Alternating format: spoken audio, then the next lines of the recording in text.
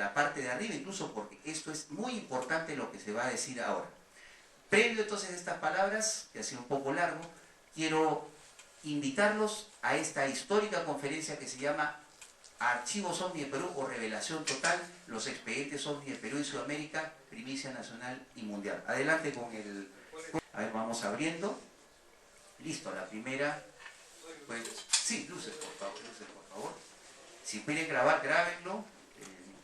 Ponlo en pantalla plena. Efectivamente, Archivos OVNI de Perú y Sudamérica, revelación mundial.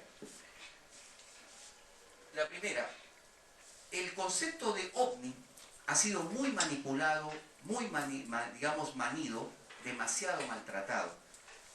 Tenemos que pensar siempre que en el tema OVNI no es una alucinación, no es una delusión, no es histeria colectiva, no es psicosis maníaco-depresiva.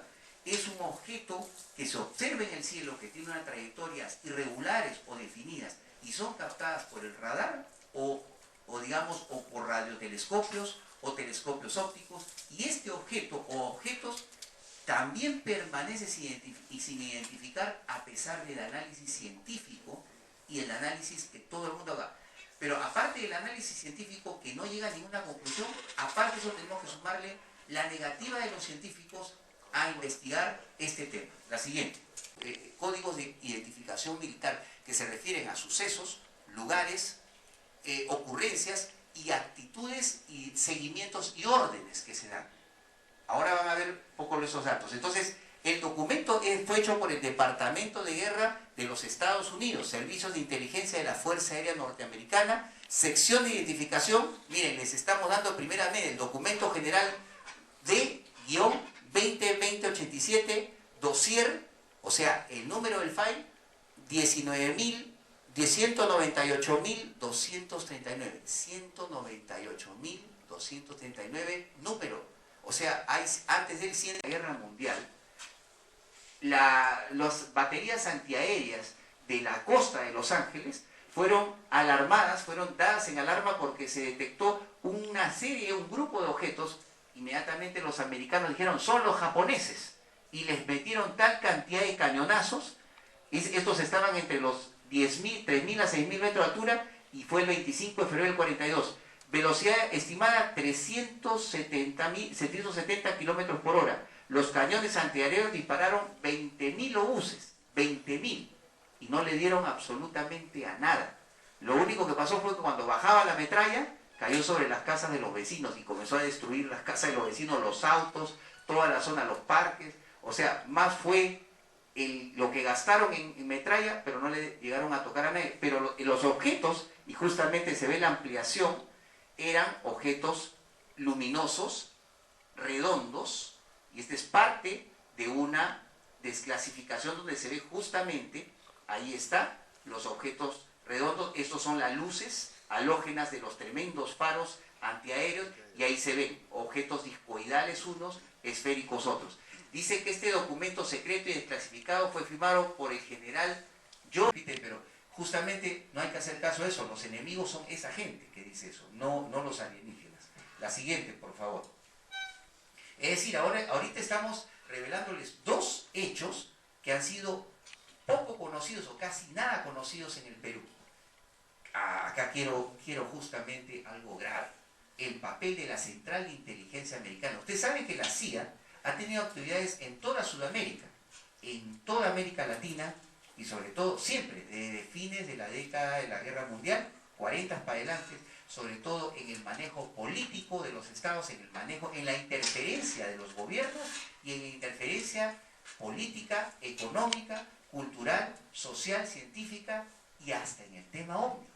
Y técnico político que se reúne ante una crisis de guerra juntamente con el presidente de los Estados Unidos de Norteamérica. O sea, para la CIA el tema OVNI era de tal importancia que merecía que el presidente con el Consejo de Seguridad Nacional se reuniera por lo menos una vez al mes para tratar este tema.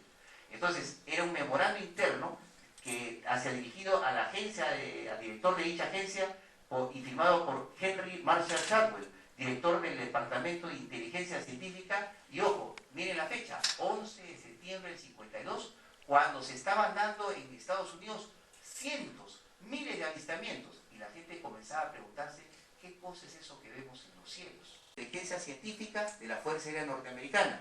Y algo más, se enfatiza que el interés y las preocupaciones de la CIA no sean conocidas ni por el público ni por la prensa.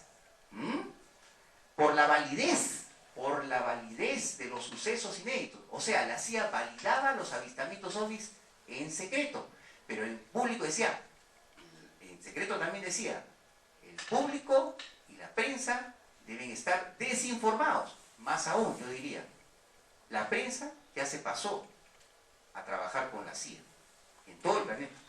Y creo que eso es lo grave, porque justamente, porque a raíz de este descubrimiento que ya tiene una semana y media, ¿por qué la prensa no nos ha tomado atención? Eso es lo que queremos saber.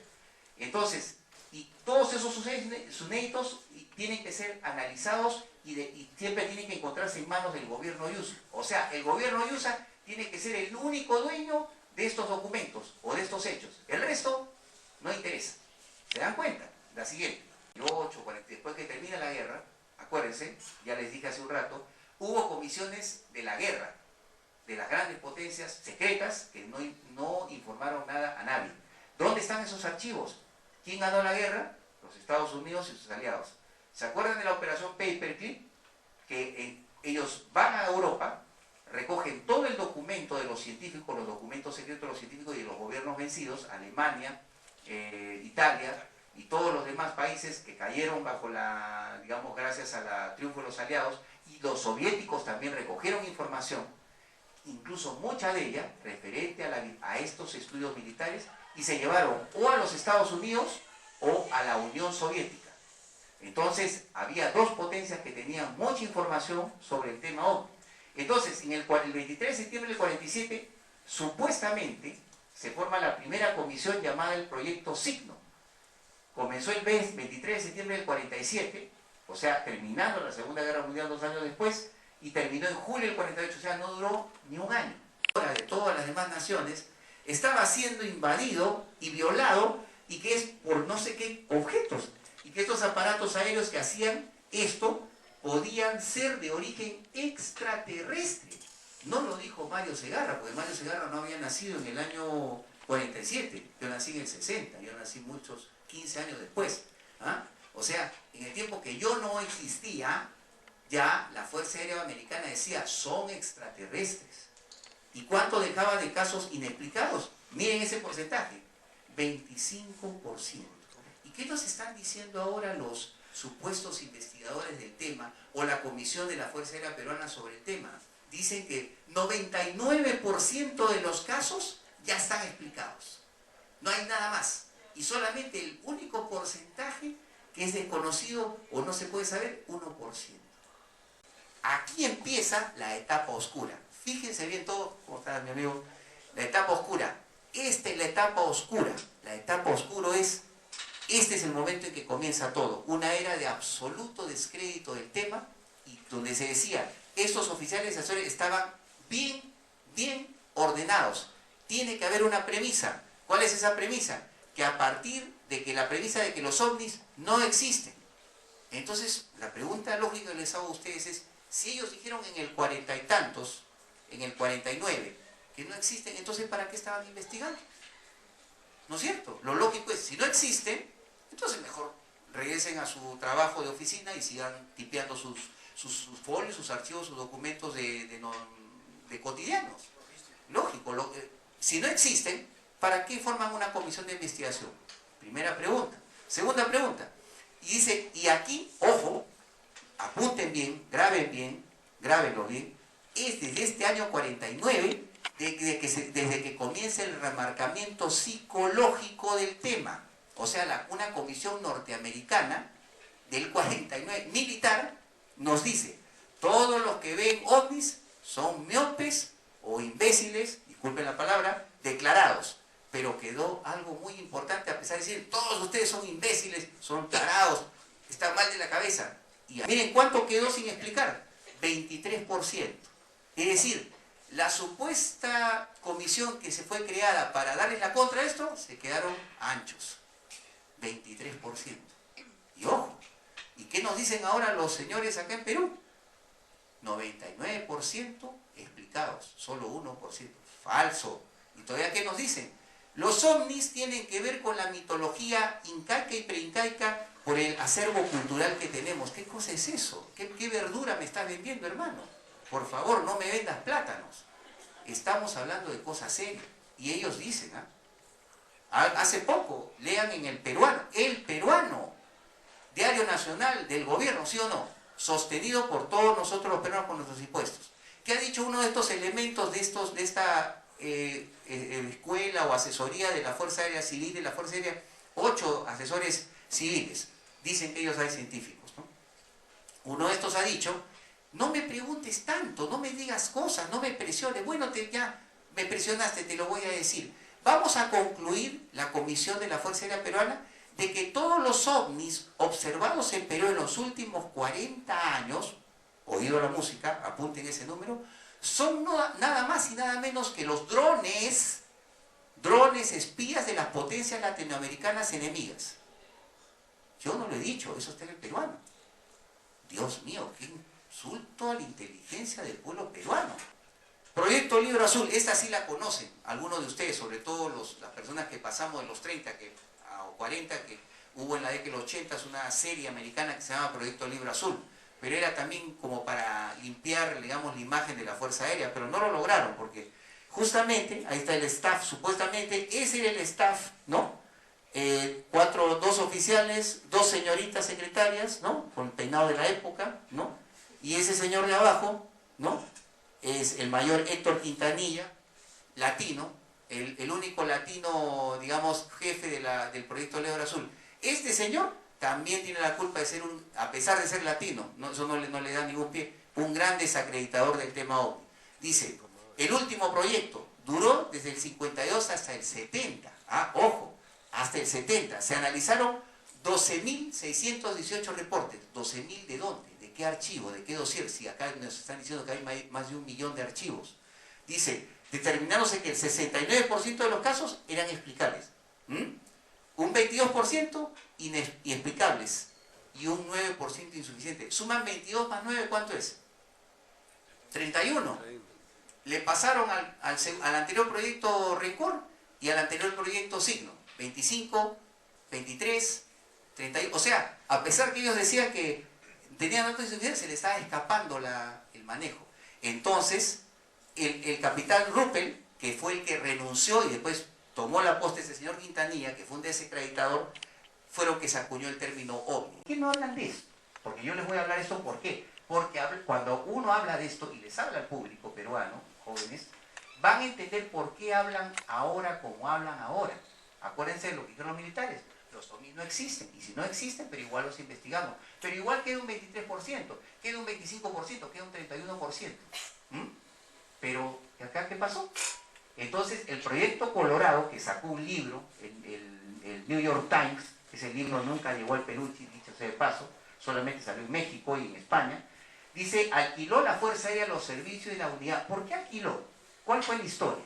En el año 66 y 66 sobre todo, en Michigan hubo miles de avistamientos diarios durante 2 meses.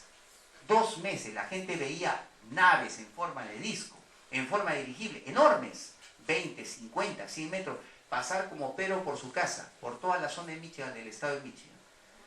Policías, ingenieros, militares en retiro y en actividad, veían eso. Gentes de muy buen nivel económico de esa zona vieron. Entonces, ¿qué hicieron? ¿Qué está pasando? Todos comenzaron a escribirle a un congresista, que deben ustedes saber su nombre y reconocerlo, Gerald Ford. En ese tiempo, congresista del ala republicana en la Cámara de los Representantes. Años después, presidente de los Estados Unidos cuando renuncia Richard Nixon por el caso del escándalo Watergate. ¿Correcto? ¿Sí se acuerdan? Entonces, este congresista, muy respetado y asesor de la Fuerza Aérea, prácticamente esa comisión puso contra la pared a los militares. Fueron tantas las preguntas y sobre todo había en la sala testigos que presentaron su declaración que ya no supieron qué hacer esos 3 militares. Y el astrónomo se asustaron. Porque, ¿saben? Se asustaron porque dijeron, Ford dijo, vamos a formar una comisión especial del Congreso americano para investigar eso. Se les cayeron los pantalones. ¿Qué hacemos? Dios mío, se nos viene el mundo. Ya sé, dijo, vamos a alquilar los servicios de una universidad para que así matamos dos pájaros de un tiro. Evitamos al Congreso americano que haga investigaciones, porque era más o menos independiente, ahora ya no. Y también, ¿qué hacemos? Evitamos justamente que la gente y la prensa fisgonee más. Y casi le sale el juego. Entonces dice, ¿cuál fue el contrato? $500.000, $500.000. Barato para ese tiempo, ¿eh? Y su función era determinar un comité de la Universidad de Colorado si los ovnis eran reales o no, dándole supuestamente un cariz científico, ¿no?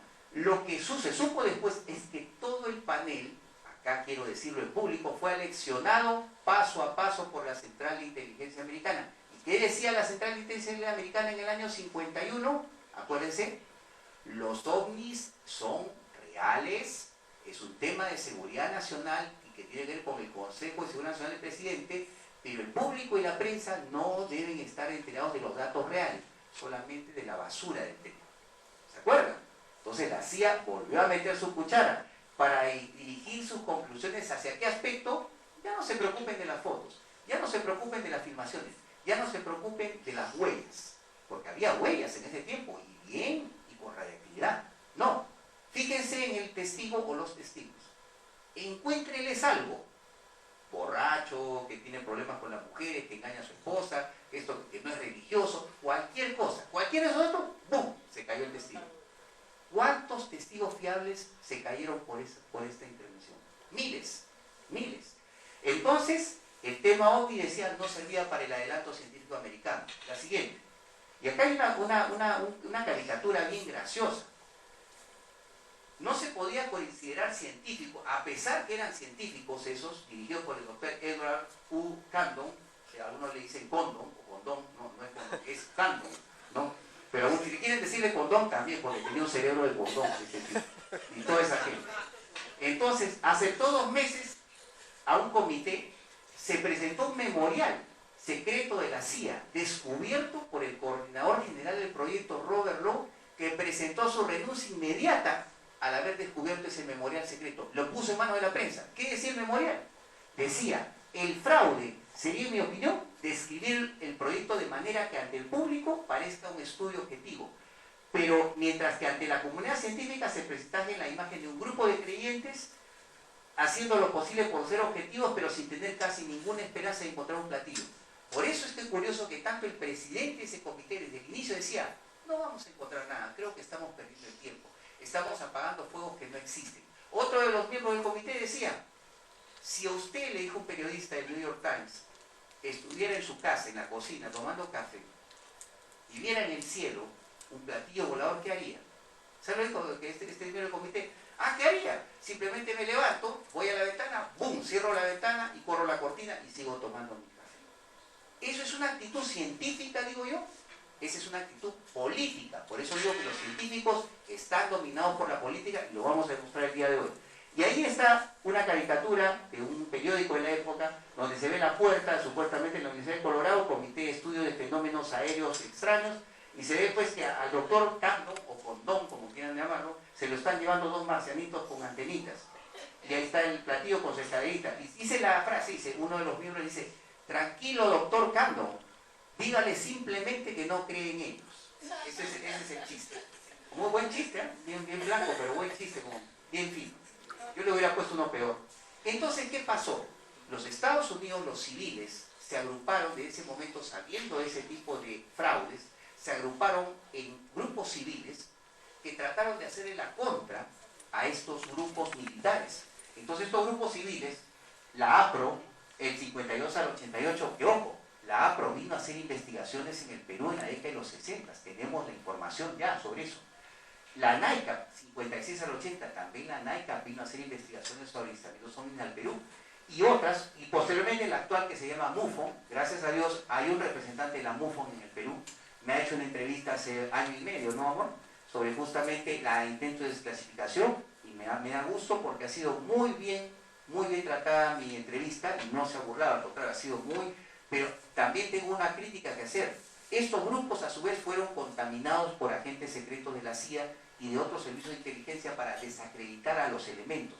de estos comités. Actualmente están en debate, hay demasiado racionalismo hipercrítico, digamos, siempre teman cuando ven una persona que habla mucho de epistemología, que habla mucho de semántica, que habla mucho de ser humanista. Yo soy humanista, dice.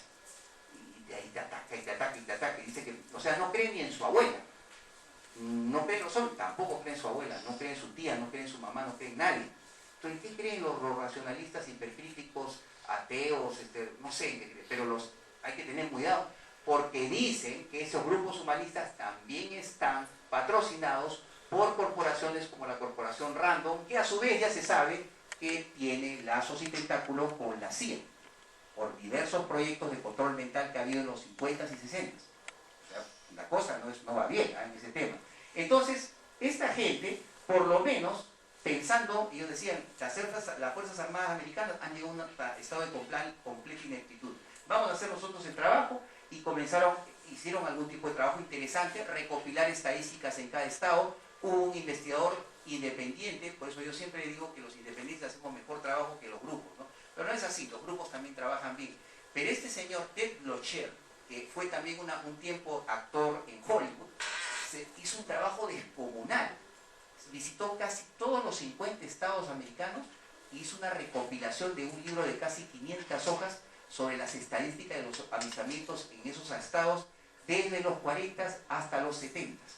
Trabajo descomunal, que ojalá algún día se haga algo aquí, así en el Perú, pero por la orografía, vaya el trabajo que tenemos que hacer. Entonces, la siguiente.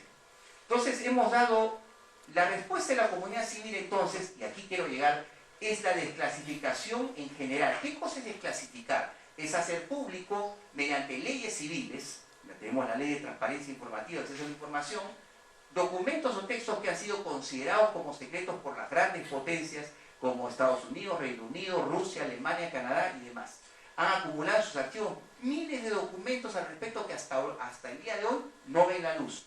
Entonces, esta iniciativa comienza en USA cuando el grupo civil CAUS, o sea, Ciudadanos contra el Secreto OVNI en castellano, demanda legalmente a la CIA, con juicio civil, demandando, logrando en el 78 lo que nadie logró, una desclasificación de 1.200 documentos OVNI que recién fueron publicados en el año 83-84. Y adivinen, uno de estos miles de documentos, dos de estos se referían a dos casos de cazas de combate. Uno, un caza de combate iraní que prácticamente persiguió a un ovni sobre el aeropuerto de Teherán, el capitán Rafari, que salió del History Channel y que cuando quiso dispararle un misil aire-aire a este objeto que se metió dentro de otro objeto, este objeto le lanzó un rayo que le apagó toda la aviónica electrónica del avión. No pudo ya, durante unos segundos estuvo planeando con toda la ventanilla del panel apagado.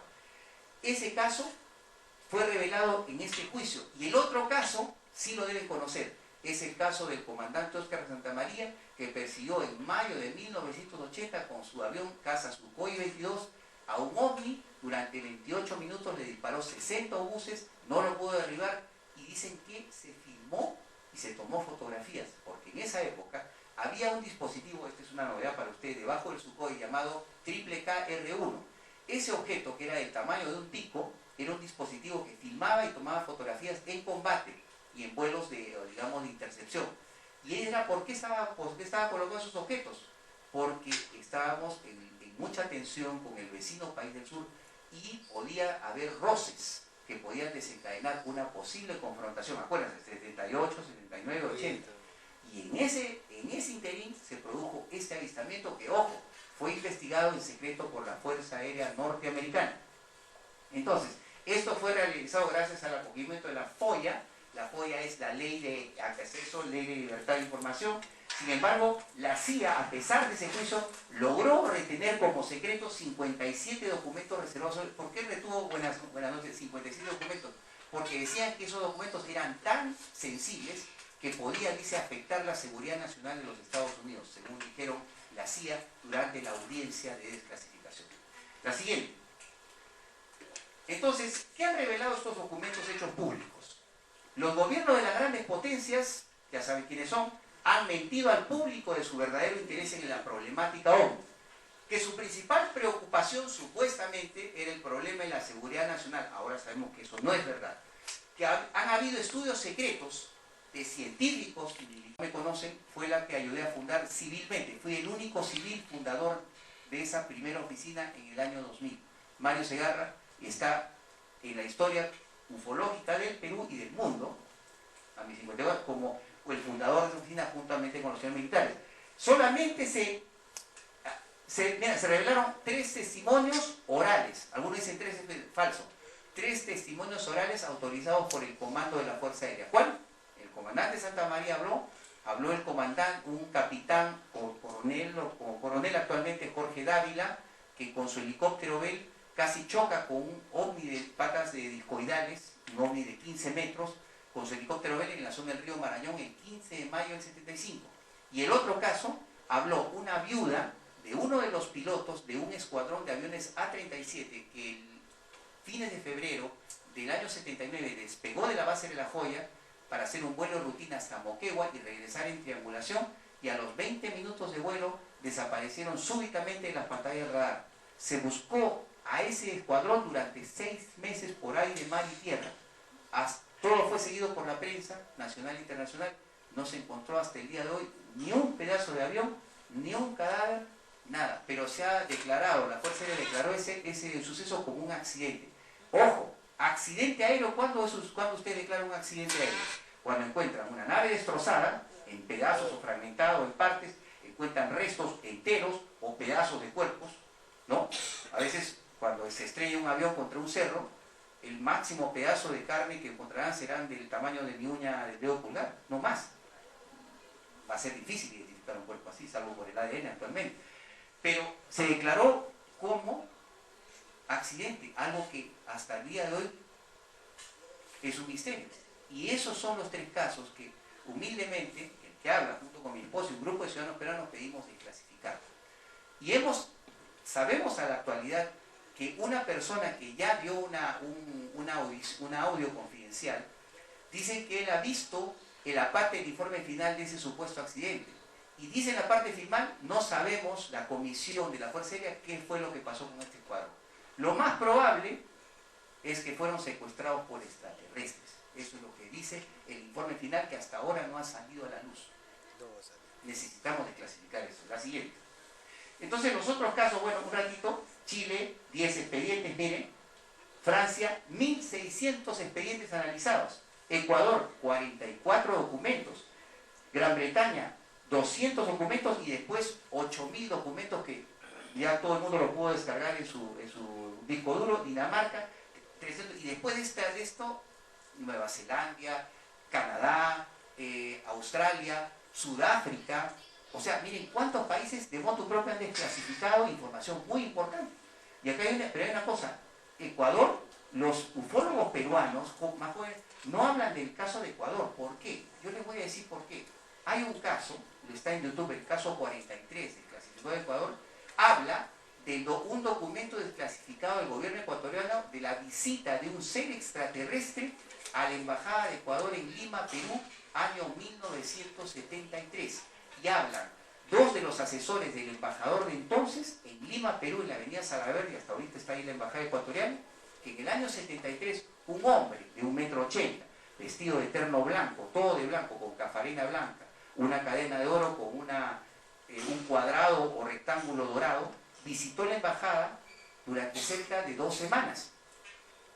Y dice que habló con el embajador, con los asesores de la embajada, y hablaba de profecías, cosas que vinieron a pasar, golpes de Estado, desastres naturales. De activar la desclasificación OVNI en Perú, una entrevista de casi 2 hojas. Bueno, fui entrevistado con otras autoridades y ahí se ve una foto mía, justamente con el periodista que me entrevistó, Carlos Díaz, no me acuerdo su nombre, Carlos Díaz, Casals creo que era, y el otro, Olga no sé cuánto, bueno, eran 2 periodistas españoles, muy buenas personas. La siguiente, por favor. Comienzo el proceso. Ahí estoy muy contento, justamente cuando comenzamos a dejar las cartas. Ojo, este proceso comenzó, apunten bien, en abril de 2012 y terminó en octubre de 2013. Se mandaron 2 cartas al presidente Humala y a 2 primeros ministros. Y ojo, no he puesto acá también una cosa muy importante. Mandamos cartas a 3 presidentes del Congreso, a Bugatás, Isla y Otárola. Ahora, ¿Por qué? Justamente. Nunca nos contestó los presidentes del Congreso. En principio, nos dijo la asesora principal del doctor Abugataz que nos iban a dar, está grabado, ¿no, amor? Nos iban a dar una respuesta en forma de decreto legislativo del Congreso para absolver nuestra cuestión sobre la transparencia informativa y los accesos a los documentos OVNI y las Fuerzas Armadas. Pero sabemos ahora la razón por la que no nos respondieron. Y ahora se lo voy a decir a ustedes. La siguiente. Logros del proceso de desclasificación. Hubo un logro, porque comenzamos un proceso y terminó en... Todo lo hicimos bien, porque estuvimos bien asesorados. No dimos un paso en falso. Adelante, por favor, paciente. Por primera vez se obtuvo una respuesta oficial de la Fuerza Aérea Peruana, que esta nos dijo en un famoso carta llamada 2219, que ya va a pasar a la historia del Perú ufológico y del Perú mundial, que después de una larga búsqueda, porque ojo, previo a esto, por primera vez en la historia del Perú, quiero eso remárquenlo y grábenlo, la respuesta inicial positiva fue del Premier Juan José Jiménez.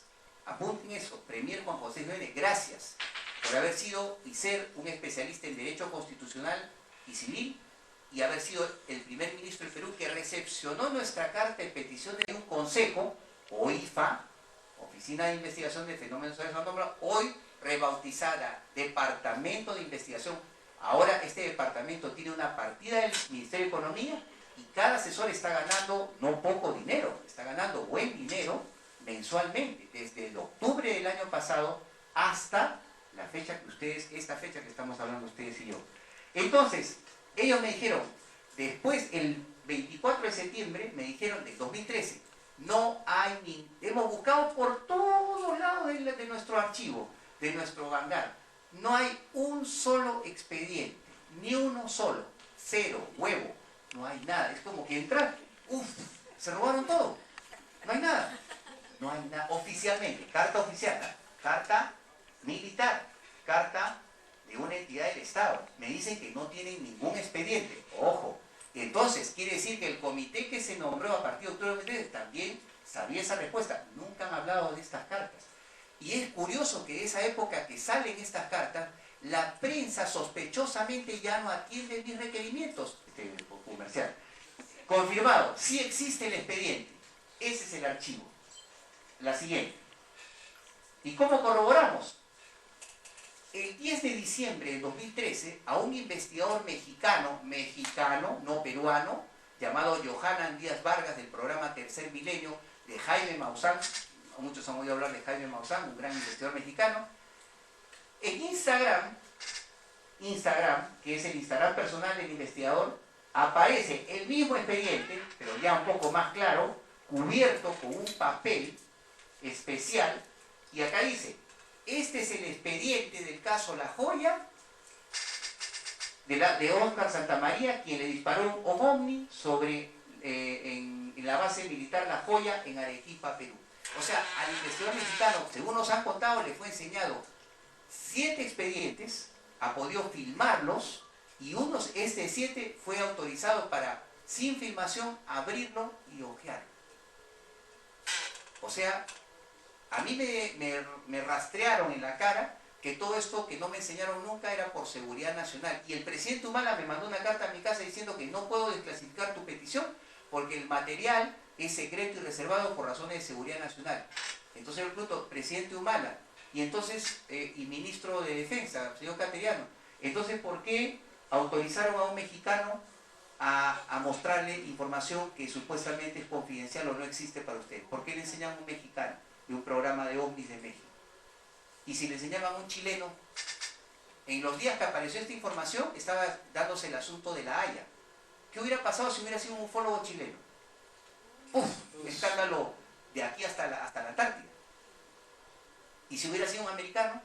¿Y si hubiera sido un ruso? ¿Un yugoslavo? ¿O es que también acá hay un problema de subestimación del ciudadano peruano? O sea, acá hay un problema de derechos fundamentales. O sea, no es posible que tampoco una entidad del Estado se niegue a dar información, no te da la información requerida, te puentea tus derechos y sobre todo se alía con prensa, ciencia y parte cultural para que tu noticia no salga a la luz. Eso es 3 contra 1, 4 contra 1. Eso no se puede permitir. No se supone que nos dicen, nos machacan todos los días. Estamos en un país donde los capitales entran por millones de dólares. Está bien. ¿Y mis derechos? ¿Qué tienen que ver mis derechos constitucionales con los millones de dólares? O sea que si yo fuera un millonario, excéntrico, investigador, que tengo 1.000 millones de dólares en el banco suizos o en Gran Caimán, ahí sí, ¿no? Yo entro y me ponen la alfombra roja. Ahí sí. No, pues así no es la cosa. No es porque, o sea, yo no tengo nada contra los capitalistas, los empresarios de acá del Perú. Y los empresarios de acá manejan estos periódicos. La siguiente. Se descubrió la verdad. Con esta investigación independiente y cumpliendo la ley 27.800, yo cumplí la ley. ¿Quién no la cumplió? Ya ustedes saben, ustedes deducen. Revelamos la intención de varias instituciones del Estado y también particulares, por qué no decirlo en voz alta, de negarnos la información que existe realmente.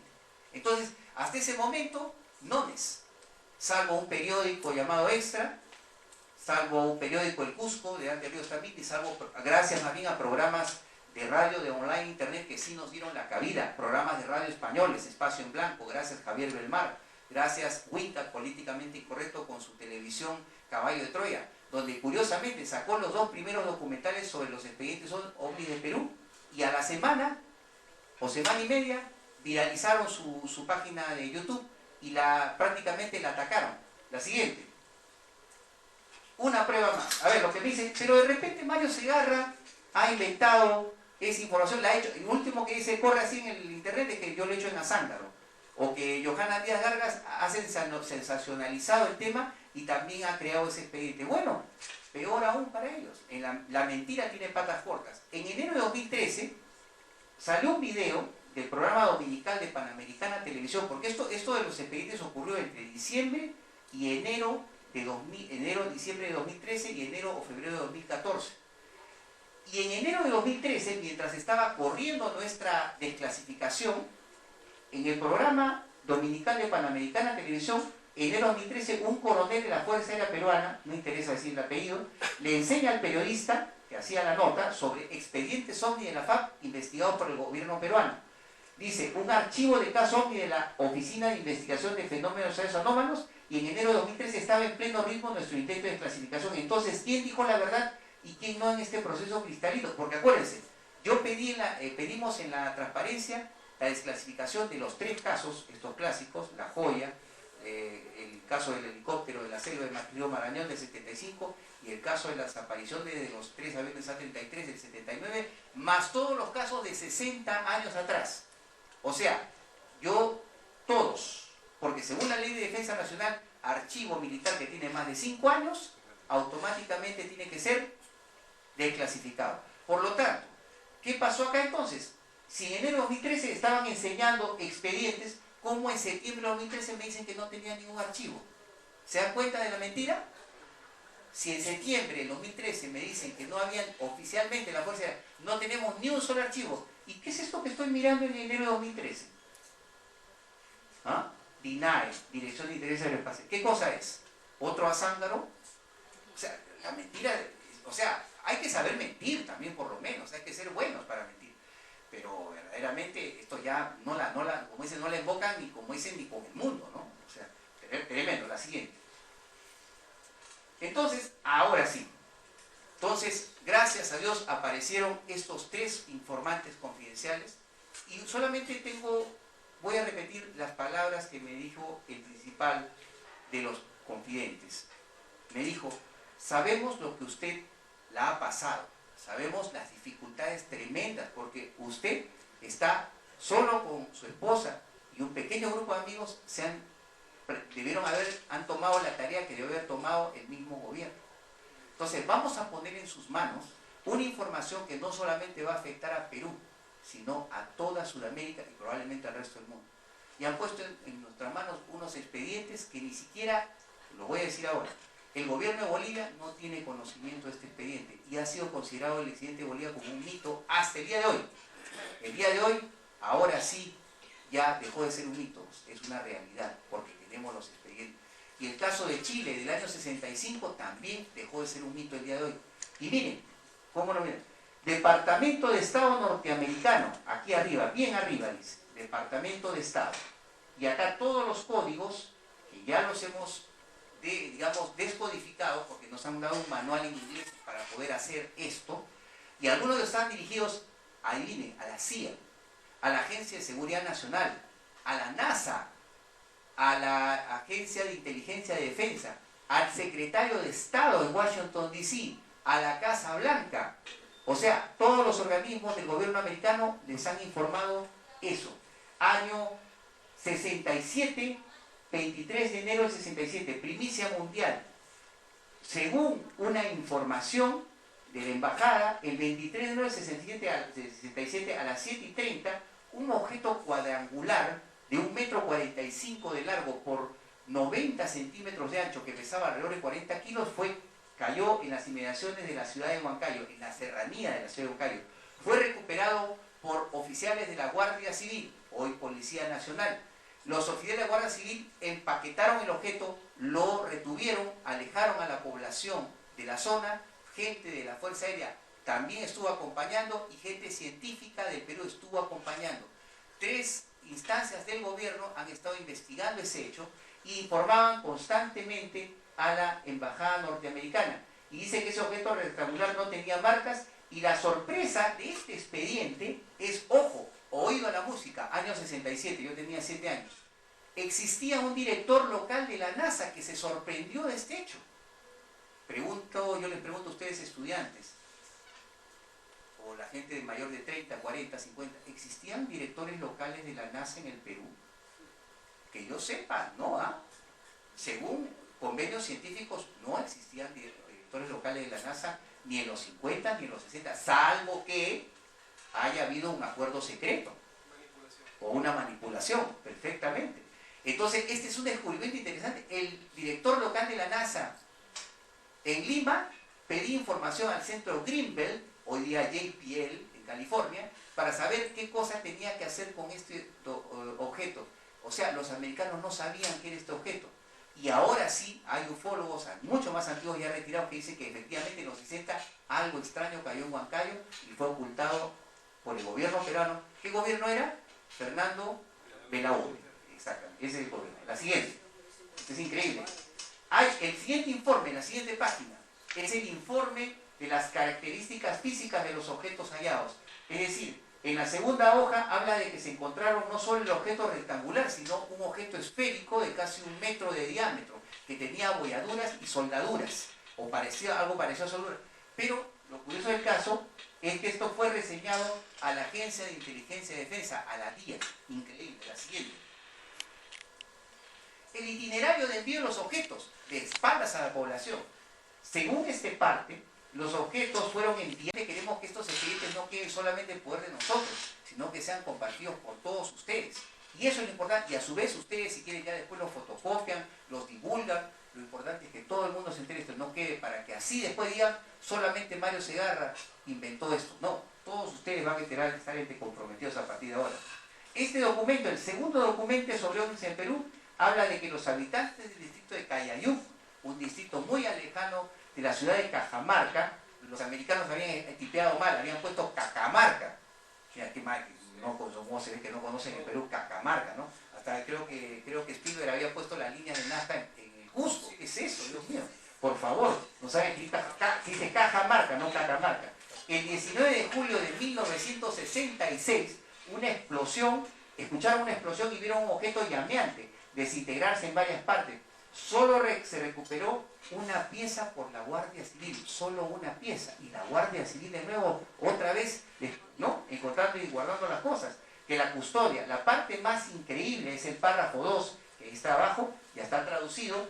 Esto sí es sensacional. Aquí está la prueba que buscaba yo.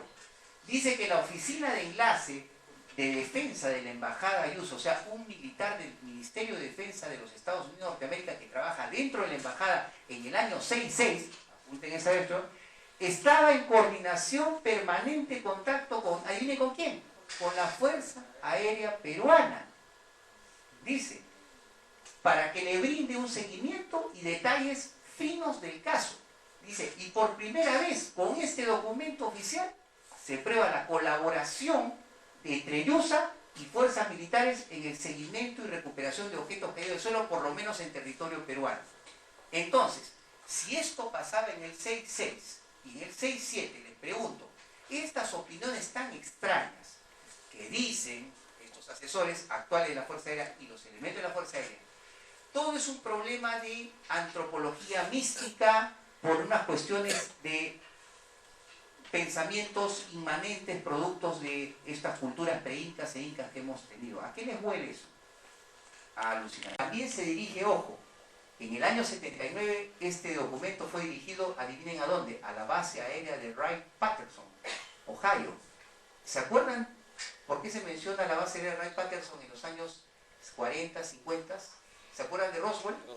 Ya, está mencionado en esto del año 79. Y ojo, hay una palabra clave, que no sé si ven ahí ustedes, moon dust, se dice, polvo lunar. Ese nombre, polvo lunar, apúntenlo bien, polvo lunar, es el código clave para los servicios de inteligencia de la embajada y los militares de la embajada o del gobierno americano, para decir que ese sí es un objeto que hay que tener mucho cuidado, porque en hojas después dice, la información que se está recopilando sobre este suceso es altamente sensitiva, por lo tanto tiene que ser llevada en el más estricto y absoluta reserva. Moon dust es el código secreto del gobierno americano para decir si es una nave extraterrestre. Y acá se habla, es el código para nave extraterrestre, escrito esta información exactamente, es decir, y algo más, sale el nombre de un coronel de la dirección de la Fuerza Aérea Boliviana, Ariel Coca, apunten ese nombre, Ariel Coca, que después fue involucrado en un escándalo de este problema de la coca. Pero este señor habla, curiosamente le hizo honor a su apellido, este señor, este general, habla directamente con la embajada. Y acá hay una cosa más, la siguiente. Esta es la chapa de todo. El segundo dato increíble, en este caso de la segunda hoja, el objeto tenía 70 centímetros de diámetro y 2 metros de circunferencia. Era grande, forma discoidal. Y lo más increíble, acá en este documento se dice, tenemos un film en color Kodachrome de 16 milímetros de la marca Kodak del objeto colisionado en toda su dimensión. O sea, y ¿saben? El documento dice algo más. El documento y las fotografías y las fotos fueron entregadas en secreto a la embajada norteamericana en La Paz, Bolivia, 3 días después. ¿Dónde está esa animación y esos documentos? Ya sabemos dónde fue. Pero, ¿qué probamos con este documento? Que el hecho del ovni boliviano fue real, por primera vez en la historia de Bolivia. Amigos bolivianos, no sé qué pensarán ustedes, pero los peruanos le ganamos por una mano ahora.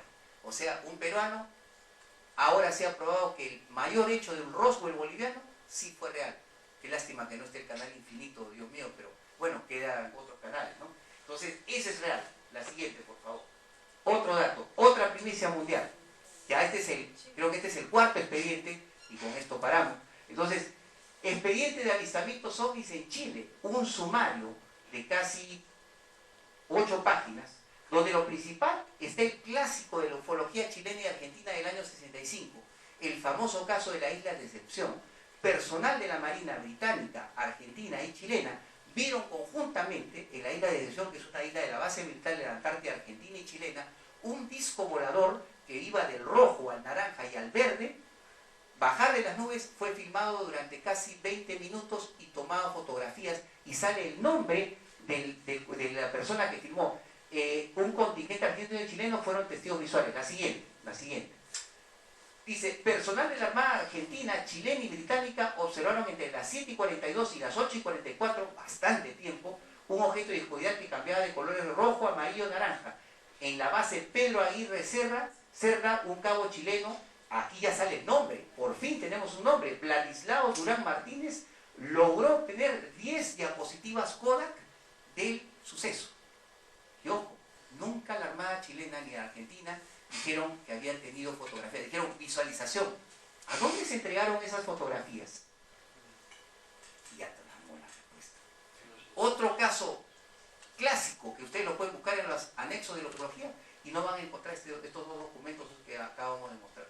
Es una primicia mundial para todo el Perú. Hubiéramos llegado hasta este punto. La siguiente, por favor. Y acá quiero terminar. ¿Qué hacemos ahora? ¿Qué hacemos ahora? ¿Qué hacemos ahora? Yo he preferido terminar esta primera charla, creo, de muchas charlas más. Ojo, nos han dicho, tenemos 1 millón de expedientes de América Latina. 1 millón. Imagínense, 1 millón. ¿Cuántos millones somos en América Latina nosotros?